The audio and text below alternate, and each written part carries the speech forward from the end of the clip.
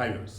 ఈరోజు రాకాస తర్వాత బైకర్ రెండు సినిమాలు కూడా ఆల్మోస్ట్ అందరి దగ్గర నుంచి మిశ్రమ స్పందనని ఓ రకంగా చెప్పాలంటే ఫస్ట్ రాకాస వచ్చేసి బాగుంది అన్నారు, బైకర్ వచ్చేసి ఓకేలే అన్నారు.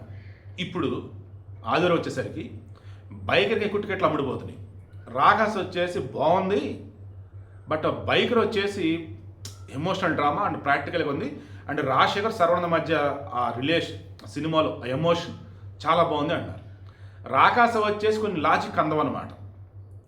ఏదో ఆ ఊరికి ఏదో శాపం అన్నట్టు ఓ రాక్షసుడు ఉన్నాడు, వాడు వచ్చేసి 500 సంవత్సరాలకు ఒకసారి 1000 సంవత్సరాలకు ఒకసారి ఆ ఊరిలో ఏదో 3 సంకేతాలు వస్తాయి, అప్పుడు ఒక మనిషిని వాడి దగ్గర పంపాలన్నట్టు.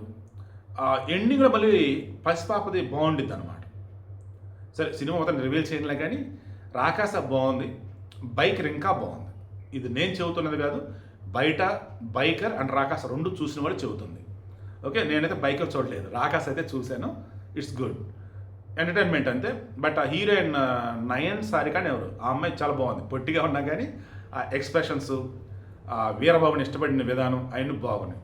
ఇక ఆడవాళ్ళు అబ్బాయిలని ట్రాప్ చేయటం, ఇద్దరు ముగ్గురు రిలేషన్లో ఉన్నప్పుడు ఒకే విధంగా పులిహార కలపటం, ఒకడినేమో అందరికేమో అన్నయ్య అన్నట్టు పరిచయం చేయడం, వీడి దగ్గర మాత్రం బేబీ బేబీ అన్నట్టు ఉండటం, అది కూడా చూపించారు.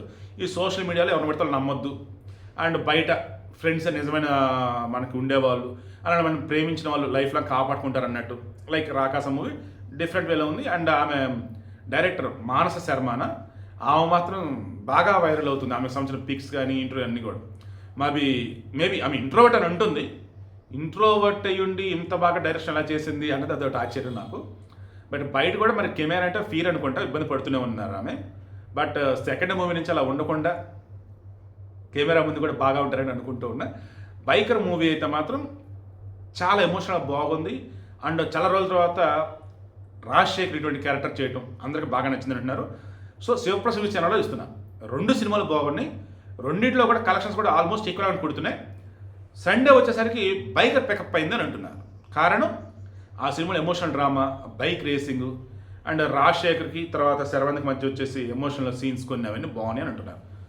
రాకాస్ చూసింది నేను చెప్పాను, బైకర్ చూసింది మీరు ఎవరు అంటే కింద కామెంట్లో చెప్పండి మీకు ఎందుకు నచ్చింది ఆ సినిమా.